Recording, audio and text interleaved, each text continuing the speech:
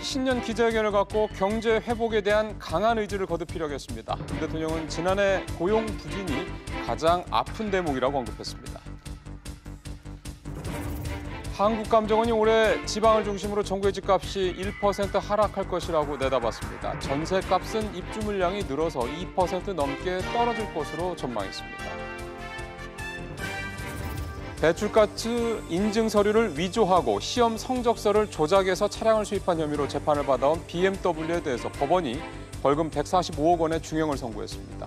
1심 판결 의미 짚어보겠습니다. 하루가 더 연장이 돼서 사흘 동안 치러진 미중 무역 실무 협상이 마무리가 됐습니다. 일부 성과가 있었다는 평가도 있긴 한데 한계를 재확인했다는 지적도 함께 나옵니다. 이번 실무회담의 결과를 통해서 향후 미중 협상의 최종 결과까지 짚어보겠습니다. 이상이 오늘 헤드라인입니다. 네, 문재인 대통령이 조금 전에 청와대에서 신년 기자회견을 가졌습니다. 자세한 내용 취재 기자를 통해 들어보겠습니다. 장가혜 기자. 네, 장가입니다. 예, 일단은 모두 발언에서 올해 국정 목표를 제시를 했다고 그러는데 그 내용부터 전해주시죠. 네, 30분 가까이 낭독한 모두 발언의 핵심은 혁신적 포용 국가입니다. 문 대통령은 고용지표 부진과 자영업의 어려움을 거론하면서 정부 경제정책에 대한 신뢰도가 낮아졌다고 인정했습니다. 그러면서 경제정책의 변화는 두렵고 시간이 걸리지만 부족한 부분을 보완하면서 혁신적 포용 국가를 이뤄내겠다고 강조했습니다. 문 대통령은 회견문에서 경제를 총 35차례 언급했는데요. 지난해 9번 언급했던 것에 비하면 대폭 늘어난 겁니다. 새해 국정 운영의 무게중심을 경제 성과에 두겠다는 의지가 엿보이는 대목입니다.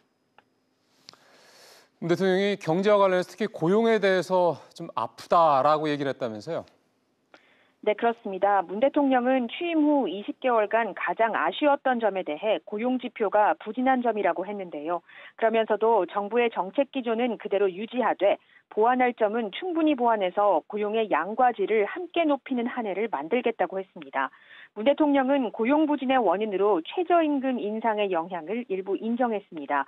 또한 제조업 부진이 큰 영향을 미치고 있다면서 소상공인 자영업자 대책을 강화하겠다고 언급했습니다. 문 대통령은 규제 혁신과 관련해 반대하는 일부 집단은 옛날의 가치를 고집하는 경우가 있는 것 같다며 유연함을 당부했습니다. 규제 혁신을 통해 있는 피해에 대해선 적절한 보상하기 위해 정부가 노력하겠다고 언급했습니다. 또한 노동계에서도 이번 정부가 역대 어느 정부보다 노동자를 위해 최선을 다했다는 점은 인정해달라고 주문했습니다. 지금까지 기획재정부에서 SBS CNBC 장가입니다. 매주 전국의 집값과 전세 가격의 동향을 발표하는 한국감정원이 올해 연간 전망치를 내놨습니다. 역시 취재기자 연결하겠습니다. 강산 기자. 네, 강산입니다. 예, 올해 전국의 집값이 어떻게 될 거라고 예상하던가요? 네, 먼저 매매 가격은 전국 평균 1% 하락할 것으로 내다봤습니다. 서울 수도권은 0.5% 떨어지고 지방은 이보다 큰 1.8% 하락을 예측했는데요. 개발 호재가 있는 일부 지역은 국지적 상승을 보일 수 있겠지만 최근 저성장 기조와 부동산 세제 개편, 여기에 규제 지역 추가 등 정부 정책이 전반적인 하락세의 원인이라고 설명했습니다. 이에 따라 내 집 마련을 보류하거나 구입 시기를 조정하는 수요자들이 늘면서 거래량도 지난해보다 5.5% 감소한 81만 건에 그칠 것으로 예상했습니다. 전세값은 입주 물량이 늘면서 2.8%, 2.4% 떨어질 것으로 전망했습니다. 작년에는 어떻게 나왔습니까? 네, 감정원은 지난해 전국 주택 매매 가격이 전년도와 비교해 1.1% 올랐다고 밝혔습니다. 특히 서울 집값이 크게 올랐는데요. 주택 가격은 6.2% 올랐고 아파트 값은 8% 넘게 상승했습니다. 감정원은 지난해 서울 집값이 일시적으로 상승하는 모습이 두드러졌으나 9.13 대책에 따라 투자 수요가 크게 위축되고 지역 경기 침체 등으로 지방 집값은 크게 떨어졌다고 설명했습니다. 전세 시장은 서울과 대전, 세종시를 제외하고 전반적으로 하락세가 이어졌습니다.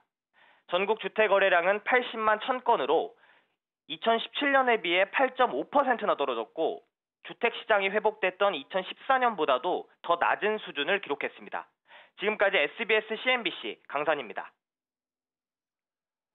배출가스 인증 서류를 위조하고 시험 성적서를 조작한 혐의로 재판을 받아온 BMW 코리아에 대해서 오늘 1심 판결이 나왔습니다. 취재 기자 연결하겠습니다. 최나리 기자. 네, 최나리입니다. 예, 법원 판결 내용부터 전해주시죠. 네, 서울중앙지방법원은 배출가스 인증 논란을 일으킨 BMW 코리아와 전 현직 임직원에 대해 유죄를 선고했습니다.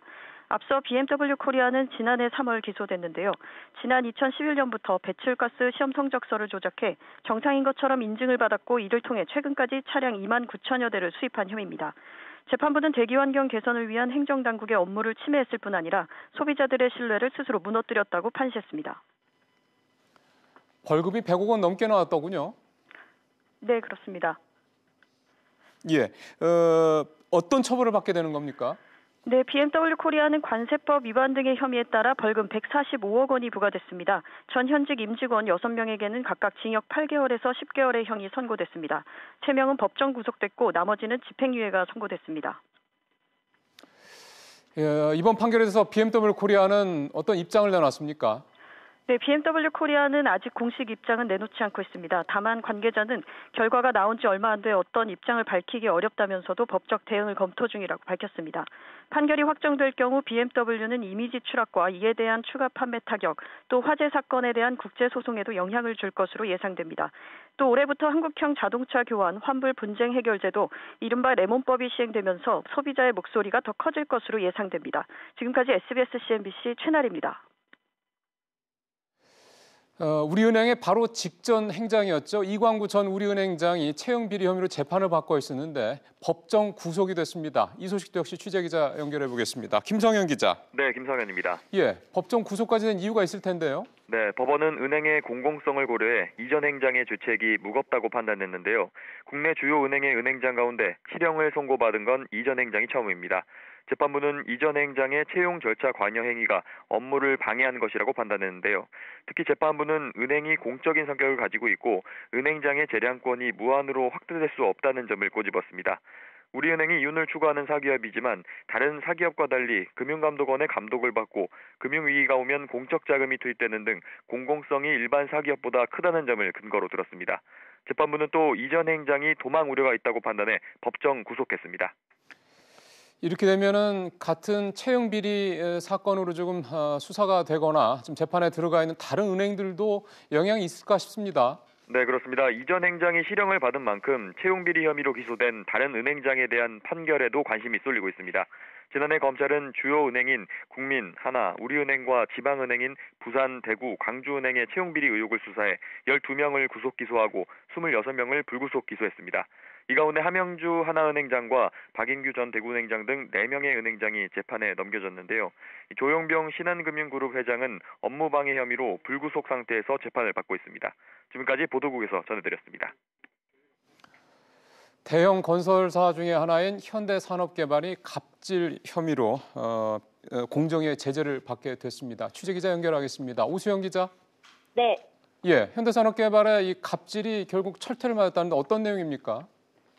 네, 공정거래위원회에 따르면 현대산업개발은 지난 2014년 7월부터 2016년 4월까지 150여 개 납품업체에 하도급 대금 196억여 원을 제때 지급하지 않았습니다. 업체별로 최대 180일까지 지급기일을 넘기고 나서야 대금을 줬는데 이 과정에 발생한 지연이자 3억 3천여만 원은 지급하지 않았습니다. 또 같은 기간 130여 개 협력사에는 440억 원이 넘는 하도급 대금을 어음 대체 결제 수단으로 지급하면서도 수수료 9,300만 원은 주지 않았습니다. 이 밖에 선급금에 대한 지연 이자와 수수료도 지급하지 않았는데요. 현대산업개발이 이렇게 지급하지 않은 금액은 모두 4억 4천만 원이 넘습니다. 공정위는 이 같은 부당행위로 하도급법을 위반한 현대산업개발에 시정명령과 함께 과징금 6억 3,500만 원을 부과했습니다. 현대산업개발이 어떤 방식으로 구체적으로 갑질을 한 겁니까? 네, 공정위 조사 결과 현대산업개발은 공사가 끝난 건물에 대해 지방자치단체의 사용 승인이 떨어졌는데도 하자 처리나 정산 등을 이유로 계약 기간을 연장하는 변경 계약을 체결하는 등 꼼수를 썼습니다. 또 공사를 발주할 때 통상적으로 지급하는 선급금을 상습적으로 늦게 주거나 어음 대체 결제 수단으로 지급했습니다. 공정위는 현대산업개발이 뒤늦게라도 하도급 업체에 지연이자 등을 모두 지급했다는 점을 고려해 제재 수준을 조정했다고 설명했습니다. 지금까지 SBS CNBC 오수영입니다. 예, 오늘도 미국 라스베가스로 가서 CES 2019 얘기를 준비를 했습니다. 올해 CES에서는 각 기업마다 한층 진화된 AI, 즉 인공지능 기술을 선보였다고 그러는데요. 현지에서 우형준 기자가 자세한 소식 전해드립니다. 제가 지금 앉아있는 이곳은 모든 전자제품을 선 없이 충전할 수 있는 방입니다. 각 가구나 바구니 속 안에 굉장히 작은 크기의 칩이 들어있는데 이렇게 스마트폰뿐만 아니라 충전지를 사용하는 모든 전자제품까지 인공지능이 학습해 어디에 올려놔도 충전이 가능한 겁니다. 이번 CES에서는 로봇과 같은 화려한 신기술 제품도 있었지만 무엇보다도 한층 진화된 인공지능 기술들이 눈에 띄었습니다. 우리 삶에 깊숙이 들어온 인공지능, 당장 어떤 변화를 가져올까요? 먼저 김동우 기자 연결해 알아보겠습니다. 김 기자, 현재 서 있는 곳이 어디죠? 네, 저는 지금 열차에 서서 목적지에 도착하기를 기다리고 있습니다. 귀에 헤드폰을 낀 채로 음악은 크게 듣고 있습니다. 하지만 도착지를 놓칠 걱정은 없습니다. 이 헤드폰은 아무리 노래를 크게 듣고 있더라도 도착 안내 음성을 인공지능이 인식해서 사용자가 들을 수 있도록 도와줍니다. 대중교통을 타고 영상이나 음악을 감상하다가 목적지를 놓친 경험 다들 있으실 텐데요. 이 헤드폰만 있다면 그럴 걱정은 놓아두셔도 될 것 같습니다. Different. You don't have to do that manually anymore. That all just happens smoothly and automatically, and that's the technology and the algorithms working behind the scene to do things better for you without having to even touch a button, touch anything, and work with the product. 이처럼 인공지능은 어느새 우리 삶에 스며들어서 별다를 것 없던 우리 일상을 특별하게 바꾸고 있습니다. 여기 보시는 이 신호등은 휠체어가 접근하면 자동으로 초록불로 바뀝니다.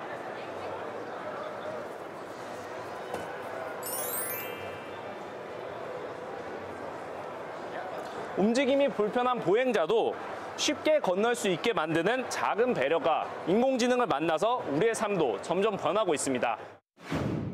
앞서 보신 것처럼 인공지능은 우리도 모르는 사이 생활 곳곳에 스며들고 있습니다. 특히 제가 타고 있는 이 캠핑 자동차의 경우도 마찬가지입니다. 알렉사, TV 타임. 오케이. 이렇게 자동차와 사람이 대화하듯이 말이죠. 현재 자동차의 발전은 인공지능과 자율주행, 크게 두 가지 분야로 볼 수 있습니다. 자동차가 인공지능을 만나 어떻게 달라졌는지는 윤지혜 기자가 알아봤습니다. 제가 지금 여기에서 해외 기업들의 자율주행 기술들을 살펴보고 있는데요. 국내와 다른 점은 이미 일부 회사들이 이 자율주행차를 통한 배달 서비스, 택배 사업 등 운송 분야부터 자율주행을 시작했다는 겁니다. 지금 보시는 것이 포드가 개발한 택배 전용 자율주행차입니다. 월마트와 제휴를 맺고 미국 마이애미와 워싱턴에서 자율주행 배달 서비스를 시작해 시범 운영을 하고 있습니다. So we're launching our self-driving vehicle complete system in 2021. So we're doing that because we want to empower people to get back time that they have. 독일 자동차 역시 자율주행 컨셉카를 내놓았는데요. 생긴 건 상자와 비슷한데요. 당장 이 자율주행 셔틀버스가 우리 삶의 변화를 예고하고 있습니다. It's the same thing as having a taxi. So it really reduces the amount of input needed to travel and get places, and then it makes the whole thing a lot better. 이렇게 해외 기업들이 일상에서 직접 체험할 수 있는 자율주행차를 선보이는 반면 우리나라 기업들은 아직 안전성을 검증하는 단계인데요. 자율주행을 시험할 수 있는 도로가 제한적이기 때문입니다. 각종 기술 개발이 미뤄지는 동안 해외 기업들은 자율주행차가 일상 속에 빠르게 스며들고 있습니다. 이번 CES에서는 인공지능과 함께하는 우리의 미래 생활을 엿볼 수 있었습니다. 계속해서 현지에서 다양한 소식들 전달해드리도록 하겠습니다. 지금까지 CES가 열리고 있는 라스베가스에서 SBS CNBC 우형준입니다. 설을 앞두고 전통시장의 온누리 상품권의 개인 구매 할인율이 확대가 됩니다. 중소벤처기업부는 21일부터 이달 말까지 한시적으로 할인율을 현재 5%에서 10%로 확대한다고 밝혔습니다. LG화학이 전기자전거와 전기 스쿠터에 탑재되는 배터리 수요에 대응하기 위해서 중국 난징에 1조 2천억 원을 들여서 생산 공장을 증설합니다. SK텔레콤이 세계 최대 자동차 전자장비 기업인 하만, 미국의 지상파 방송사인 싱클레어 방송과 손잡고 미국 내 차량 미디어 서비스를 개발합니다. 이들은 미국 전역의 차량에서 지상파 방송과 실시간 지도 정보를 고화질로 제공하는 플랫폼을 선보일 계획입니다. 지난해 1월부터 11월까지 정부가 거둔 세금이 279조 9천억 원으로 2018년 연간 목표액을 웃돌았습니다. 기재부는 11월까지 세금이 1년 전과 비교해 28조 원이 늘어났다고 밝혔습니다.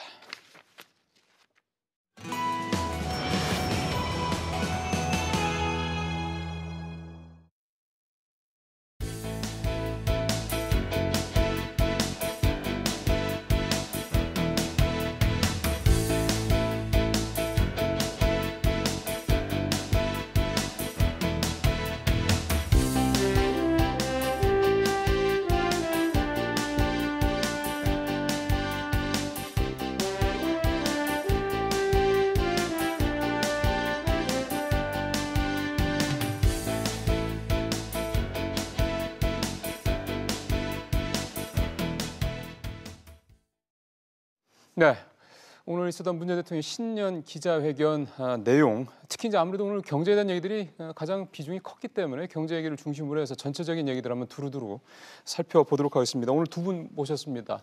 명지대 김영준 교수하고 숙명여대 신세동 교수 두 분 모셨습니다. 두 분 어서 오십시오. 네. 안녕하세요. 반갑습니다. 이 질문은 두 분한테 일단 각자 드리겠습니다. 오늘 신년 기자회견 전체적인 내용들 어떻게 보셨는지 우리 신 교수님부터 먼저 좀 한 말씀 해주시죠. 뭐 저는 사실 기대를 많이 했는데 새로운 게 하나도 없다.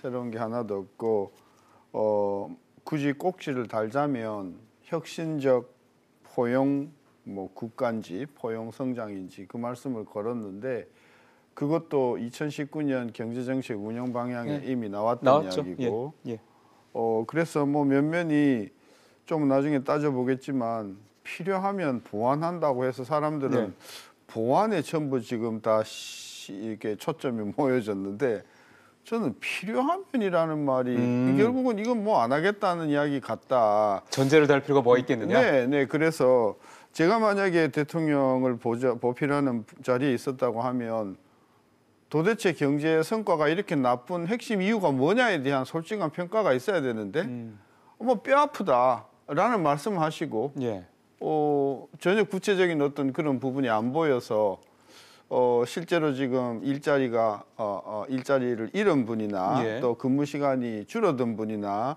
소득이 실제로 감소된 분들의 입장에서는 조금 화나는 그런 어떤 신년 것이 아니었는가 싶어서 조금 실망했다고 저는 평가하고 싶습니다. 알겠습니다. 김 교수님은요? 일단 크게 세 가지를 이제 강조를 했는데요. 하나는 정책 기조는 변화가 없다. 그렇죠. 두 번째는 코로나 혁신을 통해서 국민이 체감할 수 있는 성과를 만들겠다. 그래서 결국 올해는 지금 얘기하는 뭐 혁신적 포용 국가의 원년으로 만들어가겠다라는 세 가지인데요. 저는 작년에 국회 시정연설이나 또는 2월달에 2일에 있었던 신년회나 오늘 뭐 기자회견이나 그 내용에서는 큰 변화가 없다고 봅니다. 그런 의미에서 봤을 때 국민들이 작년에 기자회견 하고 나서 당시에는 최저임금에 대해서 굉장히 긍정적으로 평가를 했는데요. 올해는 이제 최저임금 인상과 관련돼서도 좀 뭐 보완할 것이 있으면 보완하겠다라는 식으로 이제 그 대통령 얘기를 했는데요. 큰 틀 속에서 보면은 뭐 우리가 핵심적으로 얘기할 수 있는 그럼 어떻게 성과를 낼 것이냐에 대한 구체적인 이러한 그 부분들이 좀 빠져 있지 않느냐. 다만 이제 그 계속 문제되고 있는 거는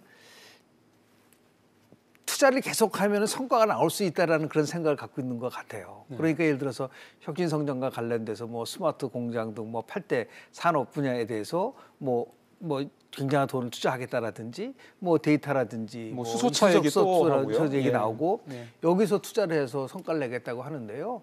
일자리 창출 위해서 54조 원을 투입했거든요. 그러나 일자리는 안 만들어졌단 말이에요. 그러니까 투자가 모든 것을 담보하지 않는다라는 부분들을 다시 한번 확인을 했는데요. 이게 과거 정부와 어떻게 다른지에 대해서는 조금 후에 좀 말씀을 좀 드리도록 하겠습니다. 그러시죠. 어차피 이제 기본적으로 내용을 좀 보시면서 들었던 어떤 일반적인 이를테면 첫 인상이죠. 그 그렇습니다. 말씀을 두 분한테 좀 듣고자 했던 바였는데 일단 말씀을 좀 해주셨고 지금부터 이제 구체적인 이제 강론으로 좀 들어가 봐야 되겠습니다. 신 교수님 말씀을 들으면서 제가 들었던 생각은 뭔가 좀 작년에 초창기 분위기에서 이제 성과가 계속 안 나오고 이를테면 고용 상황도 상당히 좀 좋지 않고 등등등 이런 어떤 경제적 성과들이 나오면서 작년 말부터 분위기가 뭔가 좀 바뀌었고 대통령도 실제로 뭔가 좀 바꾸겠다는 얘기도 많이 했고 그래서 올해 그런 것들이 신년 기자회견에서 좀 구체적으로 담길 거라고 보셨던 거였어요? 그렇죠. 그러면 그런 것들은 대략 어떤 것들이 교수님은 예상을 하셨어요? 일단 우리 학계 쪽에서 이 지금 경기가 식고 있다라는 부분을 최초로 띄웠던 게 작년 2월, 3월, 4월 고저간입니다. 수출이 꺾이면서. 그래서 그때서부터 이 경제가 심상치 않다. 계속해서 경기가 어두워진다고 했음에도 불구하고 뭐 아니다. 또 뭐 연말 되면 좋아진다. 이제 그러다가 작년 8월 달에 취업자 증가수가 5천, 3천으로 줄면서 놀랬죠. 그때서부터 이제 뭐 책임을 져야 된다 해서 장하성 실장이랑 김동연 그 두 분이 결국은 물러났지만 그런 상황에서 이 두 헤드 이 투탑이 물러나는 걸 보면 청와대에서도 정책 기조가 많이 바뀌겠구나 이런 생각을 했었고요. 또 대통령께서도 속도 조절을 이야기를 구체적으로 하셨단 말이에요. 작년 연말에. 그래서 우리는 많은 걸 기대를 했는데 인선도 그렇고 그다음에 그 최근에 나오시는 말씀도 그렇고 바꾸는 게 별로 없다. 그리고 계속해서 강조하시기를 경제 기조는 그대로 간다. 소위 공정경제, 그다음에 소득주도 성장, 혁신성장은. 근데 지금 이 세 가지 꼭지를 가지고 1년 반, 거의 2년 경제를 운영하셨잖아요. 결과가 엄중하게 실패로 나타났잖아요. 그럼 구체적으로 책임을 지워야죠. 저는 책임을 지는 사람이 있어야 된다고 봅니다. 그러면 지난번 작년 말에 두 사령탑이 물러난 거는 책임진 건 아니다고 보시는 거군요. 아니라고 다들 알고 있지 않습니까? 그리고 난 더더욱 중요한 것은 대통령께서 출범하시면서 일자리 항황판 만드셨잖아요. 굉장히 그 쇼를 하셨잖아요. 우리 국민들도 박수 막 쳤잖아요. 그리고 일자리위원회 위원장이 지금 2번이나 바뀌었잖아요. 그럼 그분은 왜 가만히 계신가요? 그렇게 큰 소리 치고 그다음에 대통령 취임사에도 그랬고 그 후로 나오는 모든 국정기조를 일자리 중심으로 한다고 1년 반 거의 2년 동안 이야기를 했는데 성과가 이렇게 안 나왔으면 대통령이 절이라도 하셔야 되겠잖아요. 근데 뭐 통렬하게 아프다고 말씀만 하시면서 그대로 끌고 가시겠다라고 하는 것은 아까도 제가 말씀드렸지만 지금 일자리가 그동안 잘렸거나 그다음에 근무 시간이 줄었거나 실제적으로 소득이 많이 줄어든 수백만에 가까운 우리 근로자들로서는 정말 문재인 대통령이 들어오셔서 뭐 다 함께 잘 사는 뭐 나라라고 저는 굉장히 분노할 부분이 있다. 그분을 저는 이번에 다스리지 못하셨다고 보는 거죠. 지금 교수님 말씀을 들으면서 뭐 비슷한 생각을 하시는 분들이 많이 계실 것 같은데 그러면은 그런 의문점이 생길 것 같습니다. 왜 계속 기조를 유지를 하고 있는 것이냐라는 부분에서 이거는 조금 정무적인 어떤 분석도 좀 필요할 것 같아서 이거는 김 교수님께서 조금 더 설명을 잘해 주실 것 같은데요. 우리 대통령학을 연구하는 연구자들이 가장 핵심적으로 얘기하는 거는 대통령의 인식적 구조에 대한 문제인 거예요. 인식적 구조. 어려운 말이네요. 그래서 뭐냐면 대통령이 상황을 어떻게 인식하느냐에 따라서 변화가 온다는 거죠. 그런데 대통령이 지금까지 경제 상황에 대한 인식이 현재가 굉장히 많이 벗어나 있다라는 겁니다. 그건 무슨 말씀이세요? 왜냐하면 수출이 굉장히 좋고 우리가 3만 달러 시대에 이르고 다른 선진국과 비교했을 때 경제 성장률이 높다. 그렇다 따지면은 전 세계 평균 성장률이 3.9%인데 반해서 대한민국은 실은 높아져야 되는데 낮지 않습니까? 이런 거라든지요. 또는 오늘도 가계소득이 늘었다고 지금 얘기를 한단 말이에요. 대통령은. 근데 가계소득이라는 거는 어느 계층에서 늘어나느냐가 중요하잖아요. 그러니까 소득주도 성장이라는 거는 가계소득이 낮은 계층에서 소득을 늘려서 소비를 늘려서 결국 활성화되는데 그러니까 소비가 안 늘어나는 거는 소득이 낮은 계층에서 소득이 없기 때문에 그런데 그냥 뚱그려서 가계소득이 굉장히 늘어났다는 얘기를 한다든지 그러니까 그걸 또 평균치로 얘기하신 건 문제가 있다 말씀이시죠. 이런 것들이 실질적으로 정확하게 어디가 문제가 있느냐는 거를 모르는데 하나 제가 조금 전에 과거 정부를 얘기를 했는데요. 한번 복기를 한번 해볼까요? 박근혜 정부 때 아직 정말 기가 따갑게 들은 단어가 있습니다. 창조경제입니다. 맞습니다. 우리 창조경제가 뭔지 몰랐어요. 그 창조 경제가 효과가 안 나타나니까 경제 혁신 3개년 계획이라고 집권 2년차 때 얘기를 했습니다. 그리고 집권 3년차 때 다시 또 뭐를 끌고 나오냐면 경제 활성화라는 걸 끌고 나오고 네. 경제 4대 개혁이라는 것을 끌고 나왔단 말이에요. 예. 그것은 왜냐하면 자꾸만 담론 정치를 하는 거예요. 구호만 자꾸 반복하는 이게 구호를 얘기를 해서 대통령이 오늘 얘기한 말 중에서 성장을 지속시키기 위해서 필요한 거는 혁신이다라는 얘기를 했단 말이에요.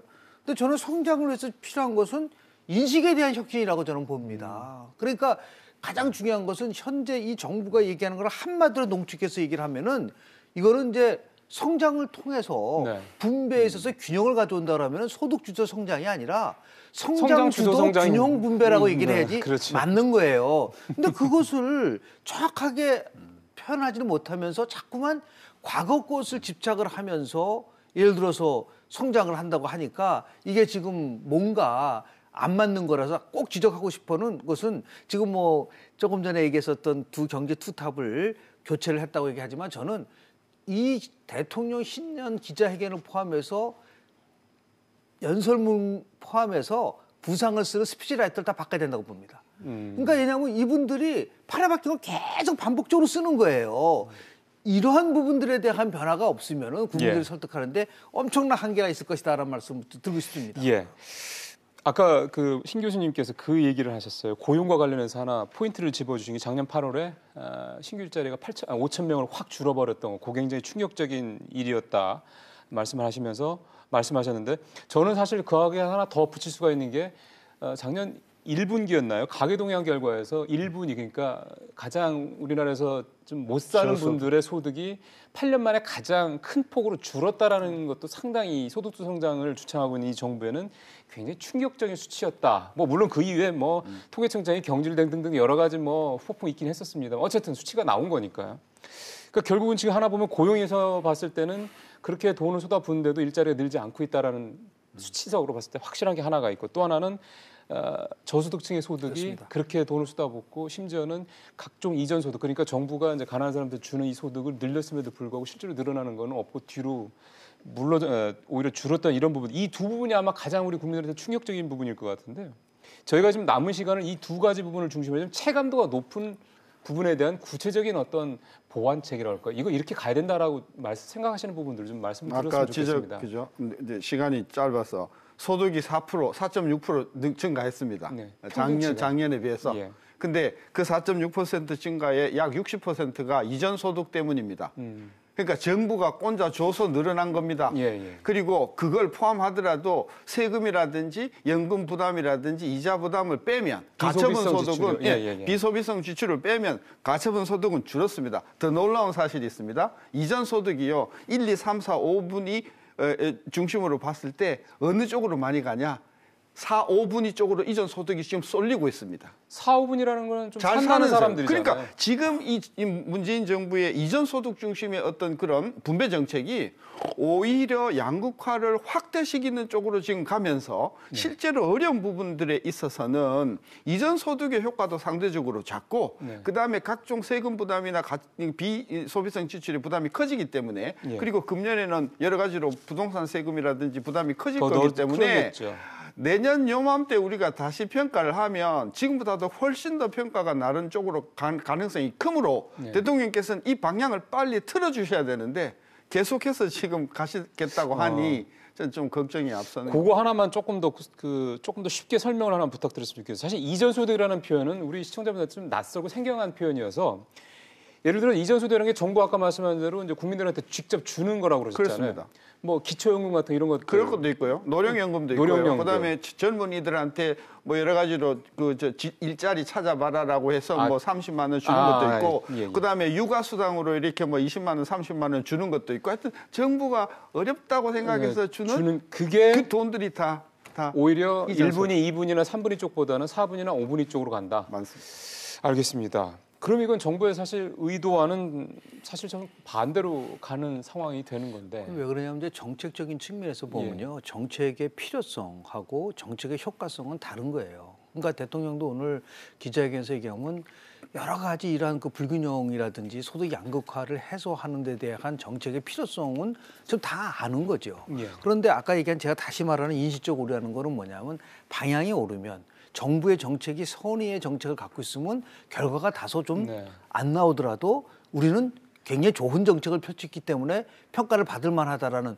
이런 생각을 갖고 있는 거죠. 그러니까 필요성을 넘어서서 효과성을 가지고 강조를 해야 된다는 거죠. 그러니까 지금 선의가 꼭 중요한 것만 결과적으로 좋은 결과로 이어지지는 않는다는 말씀이시죠. 그렇죠. 왜냐하면 어떠한 정책이라는 거는 방향과 속도와 방식이라는 세 가지가 조화를 이뤄내야 되는데 이 정부는 방향이 오르면 속도하고 방식이 좀 서툴고 투박해도 상관없다라는 그런 인식을 하고 있는 것 같아요. 그러다 보니까 계속해서 이 인식적 구조가 동반복적으로 나오는 거예요. 그러니까 혁신을 하고 새로움을 추구하겠다고 하면서 변함과 정책 기조는 변함이 없다. 왜? 이거는 선의의 정책이기 때문에. 그리고 다른 OECD 국가라든지 이런 방향성도 포용적 성장을 얘기를 하고 있기 때문에 우리는 그 추세에 맞는다 얘기를 하고 있는 거죠. 그래서 중요한 거는 뭐냐면 자, 고용이 나빠졌다고 했을 때 이것을 뭐 제조업이 나빠져서 했다는 부분들보다는 오히려 최저임금이라든지 아니면 근로시간 단축이라든지 비정규직 정규직이라든지 이 정부가 핵심적으로 추구하는 정책이 혹시 고용에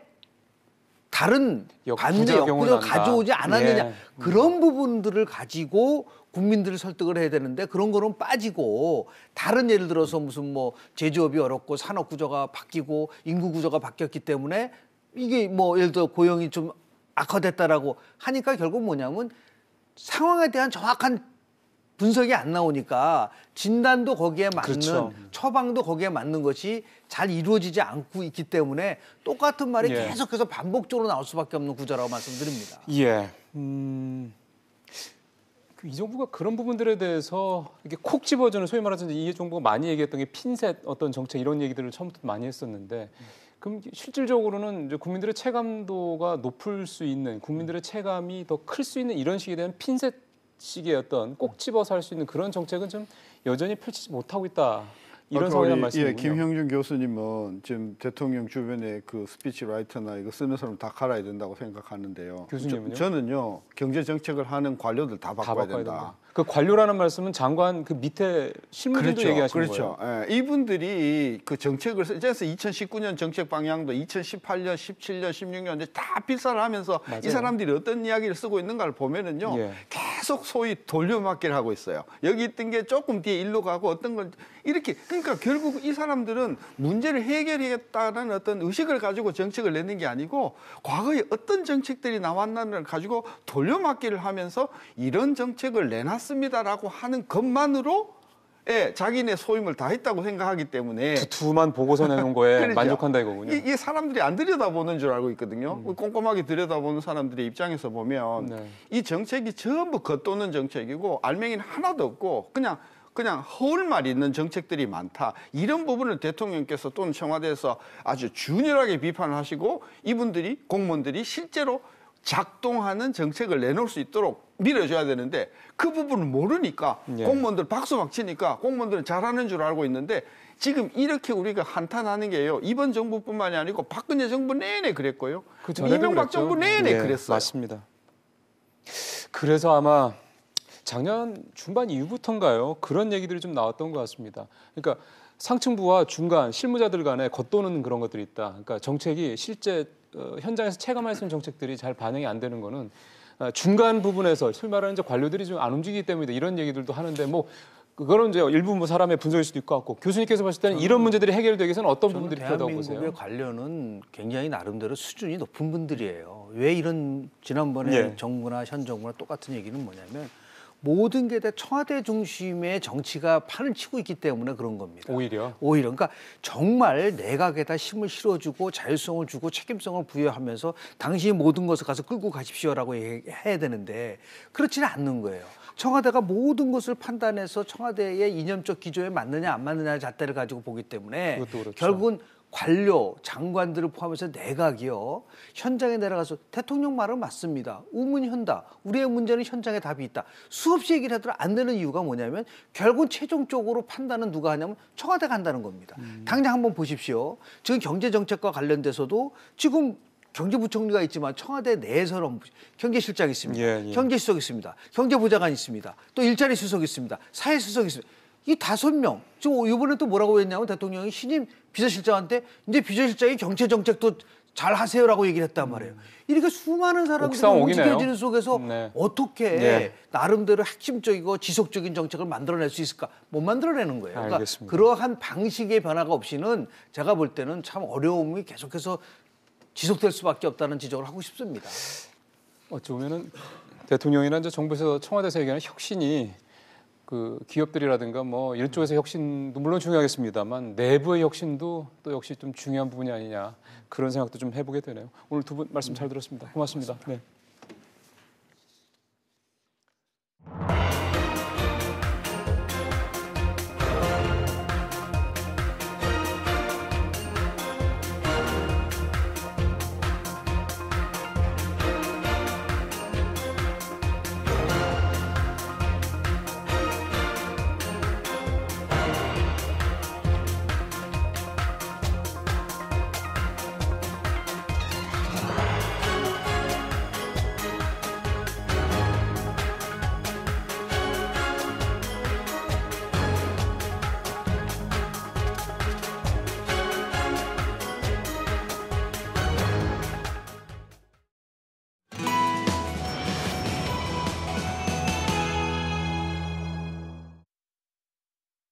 예, 2015년도였죠. 폭스바겐 사태 생각하시는 분들, 기억하시는 분들 아직 많이 계실 겁니다.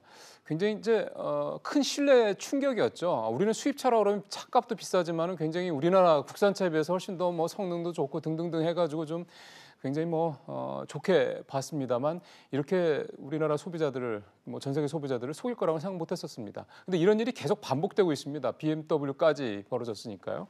오늘 BMW에서 우리 1심 재판부가 145억 원의 벌금을 선고를 했는데요. 이 145억 원이라는 돈이 과연 어느 정도의 경중으로 봤을 때 어느 정도인지 좀 알아봐야 될 것 같고 의미를 좀 짚어봐야 될 것 같습니다. 오늘 도움 말씀에서 최진영 변호사님 오랜만에 모셨습니다. 어서 오십시오. 네, 예. 반갑습니다. 선고 결과에 대한 평가를 좀 해주시면요. 그렇습니다. 그 내용을 한번 보면은요.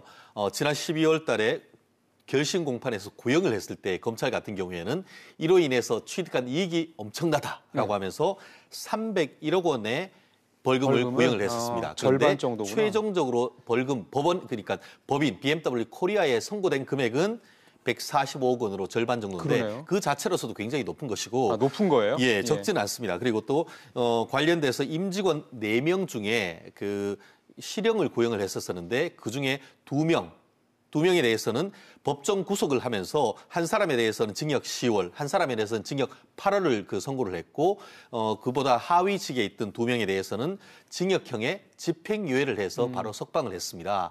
전체적인 어떤 형을 봤을 때에 대기환경보전법 위반 그리고 또 관세법 위반으로 했었는데 아마 그 아시다시피 이번에 그 작년에 이른바 리콜 대란 5만 5천 대나 되는 그 엄청난 그 BMW 자동차가 그 어떤 리콜이 되는 과정에서 굉장히 사회 혼란이 있었지 않습니까? 그런 부분에 대한 엄중한 법적 책임을 물었다 이렇게 얘기할 수 있을 것 같습니다.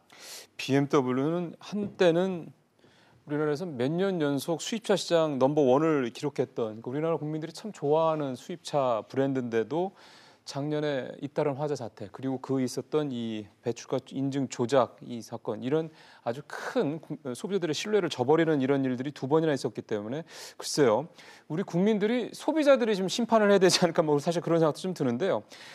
재판부의 이런 판단 배경에 대해서 이렇게 생각했던 것보다 좀 벌금도 크게 하고 법정 구속까지 한 그 배경을 변호사님 어떻게 보세요? 그렇습니다. 그 기본적으로 이제 판결 이유를 보면 핵심적인 이유가 한 3가지 정도 되는 것 같습니다. 첫 번째. 배기가스가 대기 환경에 미치는 영향이 아주 크다.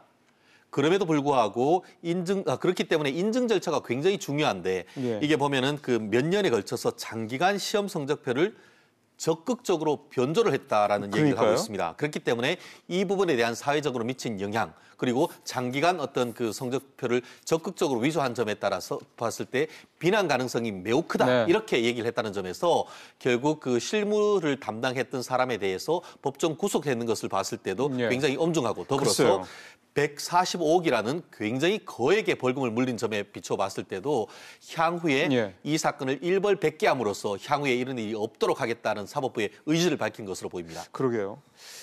이게 사실 또 기술적인 부분도 있어서요. 저희가 오늘 이 기술적인 부분에 대한 그 도움 말씀은 대림대 김필수 교수님을 전화로 연결을 하겠습니다. 교수님 안녕하세요. 네, 안녕하세요. 이 수입차 업체들 왜 이렇게 배출가스 조작 같은 이런 일들을 계속해서 할까요? 그 배경이 궁금합니다. 일단은 뭐 차를 빨리 팔고 싶은 마음인 거죠. 요새 최근에 들어와서 자동차의 자체가 치열하게 동종 모델이 많이 들어와 있습니다. 네. 그러니까 판매 혈안이 돼서 밀어내기식 판매를 많이 한다는 것이죠. 뭐 그러다 보니까 수입차 국내 거의 20% 점유율까지 올라갔는데 이 부분도 디젤차 같은 경우에는 실제로 환경적인 영향이 상당히 많이 끼치거든요. 또 폭스바겐 디젤 게티 이후에 환경부에서 환경 인증에 대한 것들을 절차를 굉장히 강화를 했고 기준도 세계 수준에서 상당히 높습니다. 다시 말하면 수입되는 자동차가 우리나라의 기준에 미흡하다든지 또는 타사 대비해서 빨리 판매를 하고 싶으니까 타이밍 맞춰서 인증 절차를 좀 생략하고 조작을 한다든지 이런 무리한 행위를 반복적으로 하다 보니까 한 번이 두 번 되고 그게 이어져 오면서 글쎄요. 수년 동안 지속됐다고 볼 수가 있습니다. 이용자 입장에서 봤을 때는 왜 이게 반복이 되느냐. 결국은 뭔가 우리나라의 제도상의 허점이 큰 거 아니냐 이런 생각도 들 것 같습니다. 맞습니다. 이 폭스바겐 디젤 게티 이후에 많이 강화된 거는 사실입니다. 중요한 부분들은 전수조사가 불가능하거든요. 실제로 판매되는 차가 작년에만 26만 대 수입차가 판매가 됐는데요. 26만 대를 모두 테스트한다는 건 불가능하거든요. 결국 시장에서 판매되는 차의 일정 부분만 갖다가 임의로 테스트를 해서 제출한 이 환경 성적서하고 똑같은지를 봐야 되는 거거든요. 근데 그런 부분에 구멍이 많다는 거기 때문에 샘플링 자체도 많이 늘어야 되고요. 또 중간에 검증의 중간 절차의 시험이라든지 이런 것도 좀 필요합니다. 왜냐하면은 초기에 이 배출가스 인증에 대한 기준과 나중에 판매되는 게 틀리게 되면 분명히 문제가 있다는 뜻이거든요. 오차 범위 있어야 되는데 그런 부분들은 좀 더 강화를 해야 되는데 국내에서 인증 절차를 위한 시설이라든지 전문 요원들이 워낙 적습니다. 장비도 너무 적어요. 그래서 그런 측면에서 국립환경과학원이라든지 산하기관의 어떤 이 재정적 지원에 대한 부분들 또 인적 위원회 양성 이런 것들은 더 중요한 사안이라고 볼 수가 있습니다. 조사를 하려고 해도 조사할 사람도 없고 장비도 없어가지고 뭐. 보면은 요새 신청하면 환경 인증을 받기 위해서 한 5개월, 6개월 걸리거든요. 타이밍도 많이 놓치지만은 보면은 밤새가면서 합니다. 그러니까요. 그런 측면에서 보면 좀 아쉬운 부분이 많다고 볼 수가 있습니다. 교수님 말씀 잘 들었습니다. 네, 고맙습니다. 대림대 김필수 교수님과 좀 기술적인 부분들, 제도적인 부분들 살펴봤고요. 마지막으로 다시 우리 최 변호사님과 마무리를 좀 해보도록 하겠습니다. 이 사실은 어느 신문사는 그렇게 제목을 뽑았더라고요. 대한민국 이 소비자들을 우롱했다 이런 표현까지 쓰더라고요. 지금은 제도적인 미비점도 분명히 있다라고 말씀을 좀 하셨고 그래서 이제는 이런 소인권 외양간 고치기도 이제 웬만해야죠. 이제는 근본적인 대책을 만들어야 되는 거 아닙니까? 그렇습니다. 말씀하신 것처럼 국내에서 있으면서 외제차는 괜찮겠지. 그러니까요. 그렇게 하다가 외국, 미국 같은 데서 이게 인증과 관련된 문제가 있다라고 하니까 부랴부랴 그때 정부가 이제 나서는 그런 모습, 사후 약방문 모습이 있는 것 같은데요. 아시다시피 이른바 클린 디젤, CO2가 휘발유보다 적게 나온다고 해서 이게 디젤을 들여왔는데 알고 봤더니만 미세먼지가 훨씬 더 많아서 굉장히 문제가 됐던 거 아닙니까? 좀 전에 김 교수님 말씀하신 것처럼 결국 그 디젤에 대한 클린 디젤 정책을 작년 12월 작년 말에 폐기를 할 수밖에 없었는 것 같은데 말씀드린 것처럼 이번에 문제가 된 배출 조작된 자동차는 대부분이 휘발유가 아닌 디젤입니다. 결국 우리나라에서 클린 디젤 정책을 사실상 폐기하고 나아가서 2030년까지 공공 부분에 있어서의 어떤 디젤 자동차 같은 경우에는 디젤 자동차 제로 한 대도 없이 만든다라고 했기 때문에 앞으로는 민간 영역에서의 어떤 그런 디젤 자동차를 하는 것도 선호도가 상당히 떨어지게 되고 더불어서 공공 영역 자체에 대해서 디젤 자동차를 더 이상 사용하지 않도록 했기 때문에 당분간 앞으로 한 10년 내로는 이 디젤이 훨씬 더 줄어들 그런 어떤 추세를 보일 것 같습니다. 그러니까요. 알겠습니다. 오늘 말씀 잘 들었습니다. 고맙습니다.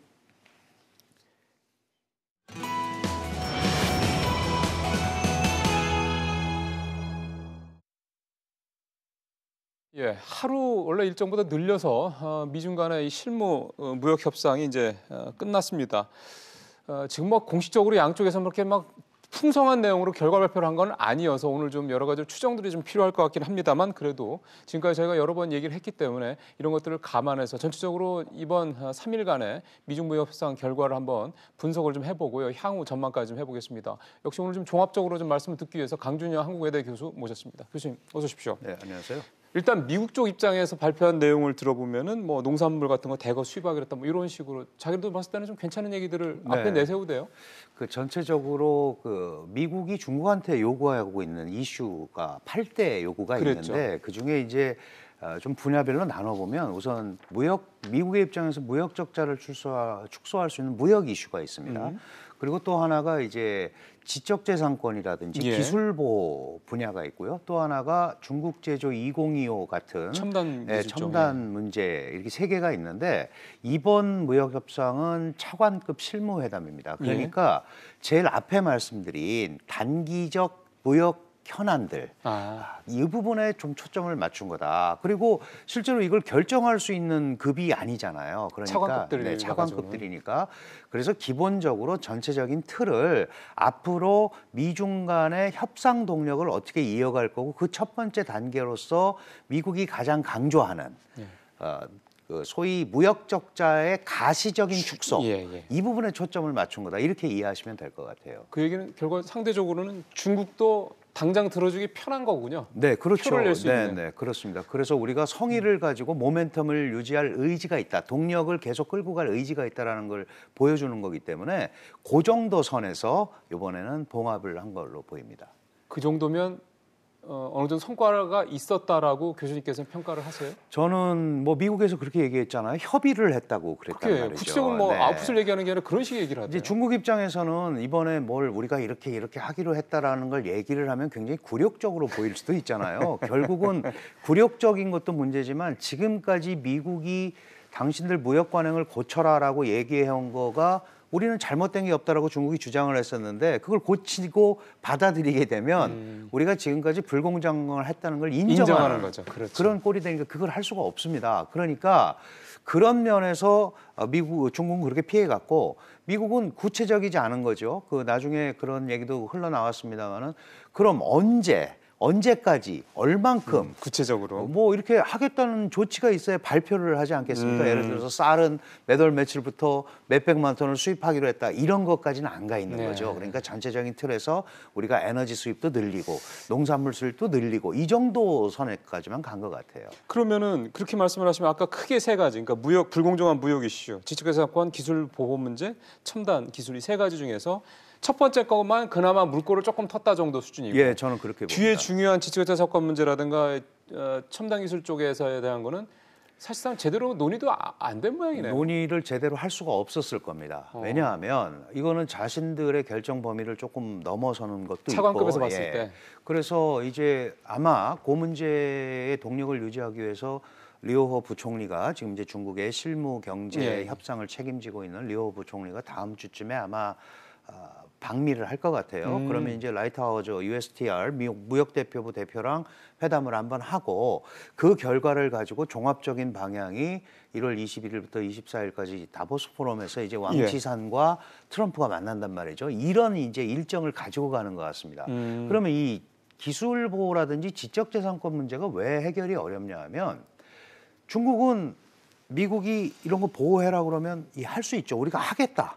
이렇게 하는데 미국의 입장에서는 안전장치를 요구하고 있는 겁니다. 그러니까 어떤 법을 만들어서 어떻게 하고 어떻게 처벌을 할 거고 그런 신뢰를 보여달라. 그러니까 말로 하지 말로 하지 말라 이거죠. 그러니까 이행이 되지 않는 것은 우리가 받아들일 수 없다. 농산물도 합의를 했다는 표현을 안 쓴 이유가 협의는 됐는데 그러면 실제로 그게 뭐 9월까지 몇 톤을 수입하겠다가 이루어졌는지에 대한 검증이 필요하다는 거죠. 그런데 그런 작업까지는 지금 전혀 얘기가 안 돼 있는 겁니다. 다만 이걸 물꼬를 트고 계속 끌고 가기로 했다라는 점에서 중국이 나름대로 성의를 보인 거다. 이렇게 봐야 될 것 같아요. 근데 지금 아까 말씀하신 1월 21일 그때 1월 말이죠. 다보스 포럼에서 이제 트럼프 대통령이랑 왕치산이랑 만나서 이제 어느 정도 최종 협상을 할 것 같다. 그런 무게감 있는 협상을 할 거라는 말씀을 드렸고 그 사이에 류호 부총리가 미국을 한번 방문할 수 있을 것 같다.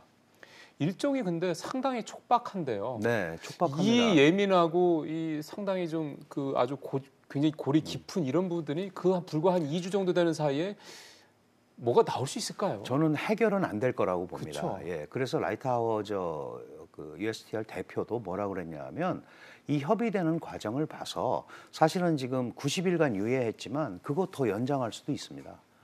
사실 뭐 표현, 그거야 뭐 그런 그렇죠. 표현을 했습니다. 그러니까 얼마나 가시적인 얘기가 나오느냐에 따라서 중국 제조 2025나 자본시장 개방, 그다음에 불공정 그러니까 외국 기업에 대한 불공정 관행 이런 것까지도 큰 틀에서 얘기만 될 수 있으면 얼마든지 대화의 모멘텀을 동력을 유지할 수 있다는 얘기를 했거든요. 그러니까 지금은 일방적으로 중국이 미국한테 우리가 이러이러한 계획을 가지고 있다라는 거를 설명을 하고 설득을 해야 되는 시기입니다. 그렇지 않으면 미국이 받아들이기가 굉장히 어렵죠. 이제 그런 상황이 계속 당분간 교차할 거기 때문에 지금 말씀하신 대로 그 짧은 기간 안에 구체적인 답안이나 이런 건 나오기는 어렵습니다. 그러면 상징적인 정도 수준으로 봐야 되겠군요. 트럼프 대통령하고 왕치산지랑 다보스 포럼에서 그렇죠. 만나는 거 정도. 네, 그것도 그렇게 일단은 보면서 지켜봐야 될 것 같습니다. 그러면 뭐 올해 내내 얘기는 네, 될 거다. 계속 그렇게 봐야 할 겁니다. 되겠군요. 네. 올해 내내 우리 교수님이랑 이 얘기를 할 수 있을 것 같습니다. 거기서 끝날 게 아니고 또 그 다음에는 또 다른 이슈가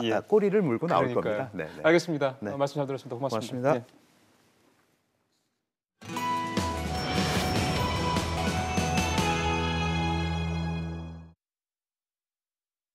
예, 오늘 여기서 마치도록 하겠습니다. 내일 뵙겠습니다. 고맙습니다.